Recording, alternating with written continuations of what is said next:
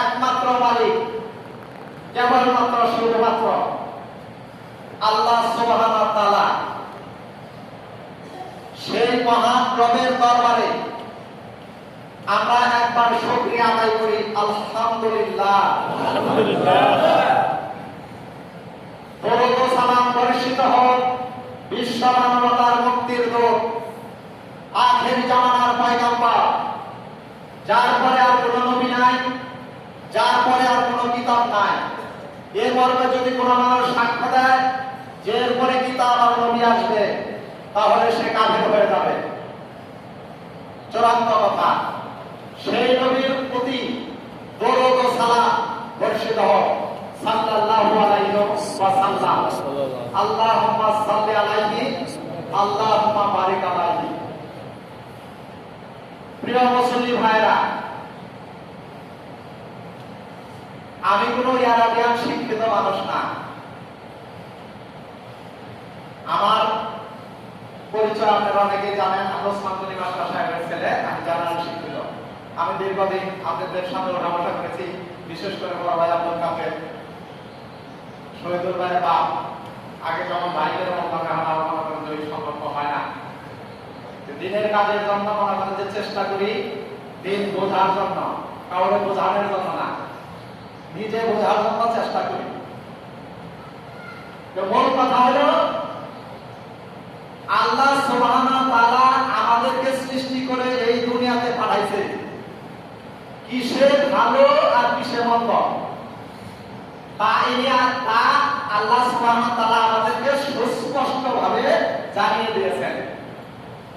এরপরে এই কথা বলেছেন, যদি তোমরা ভালোটা গ্রহণ করো তাহলে তোমাদের ফল ভালো, আর যদি তোমরা মন্দটা গ্রহণ করো তাহলে তোমাদের মন্দ ফল খারাপ।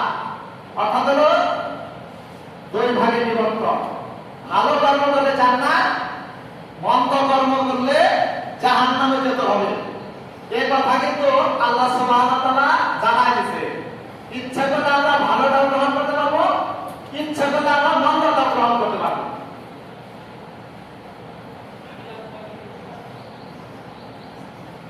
এই জন্য আল্লাহ সুবহানাহু ওয়া তাআলা আমাদের উপরে কোরআনুল কারীম নাযিল করেছে। কিন্তু দুঃখের বিষয়, আমরা সেই কিতাবকে ছেড়ে দিয়ে বিভিন্ন ফায়দা, বিভিন্ন গ্রন্থ, বিভিন্ন উপদেশ আমরা এমন ভাবে গ্রহণ করেছি, এর থেকে আমরা পুরোটা বাদ হয়ে গেছি। এখানে কিন্তু আমি কারোর কোনো কষ্ট দেওয়ার জন্য আসিনি, দয়া করে কেউ কোনো কষ্ট নেবেন না। আমরা জানি রাসূল সাল্লাল্লাহু আলাইহি ওয়াসাল্লাম আমাদেরকে সাফায়াত করবেন। রাসূল সাল্লাল্লাহু আলাইহি ওয়াসাল্লাম আমাদেরকে সাফায়াত করবেন, আমাদের জন্য সুপারিশ করবেন।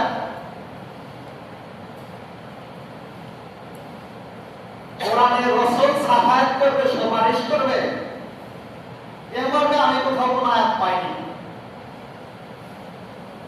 আয়াতুল কুরসিতে একটু কথা আছে, সূরা বাকারা 2 নম্বর সূরা 255 নম্বর আয়াত, এটিকে আয়াতুল কুরসি বলা হয়। আল্লাহ সুবহানাহু ওয়া তাআলা বললেন, আমি যাকে সুপারিশ করার অনুমতি দেব, সেই কেবল সুপারিশ করতে পারবে আমি যার সম্বন্ধে সুপারিশ করতে ইচ্ছুক। এ দ্বারা বোঝা যায় না যে রাসূল সুপারিশ করবে, রাসূলের কথা কিন্তু না। কথাটা বুঝেন। এখন রাসূল যে আমাদের বিরুদ্ধে কেস করবে, মামলা করবে, অভিযোগ করবে, এটা যদি কোরআনে থাকে তাহলে বিষয়টা কেমন? সুতরাং দয়া করে আপনারা কথাগুলি শ্রবণ করার চেষ্টা করবেন এবং কথাগুলি কোরআনের সাথে সাদৃশ্য দিবেন, মিলিয়ে দেখবেন, সেই মোতাবেক আমল করার চেষ্টা করবেন ইনশাআল্লাহ। আলোচনা মূল খুলে যায়। আজকের আলোচনার বিষয় হলো উপদেশ। আল্লাহ সুবহানাহু ওয়া তাআলা বললেন সূরা আলা 87 নম্বর সূরা। কিছু আয়াত না বললে পারে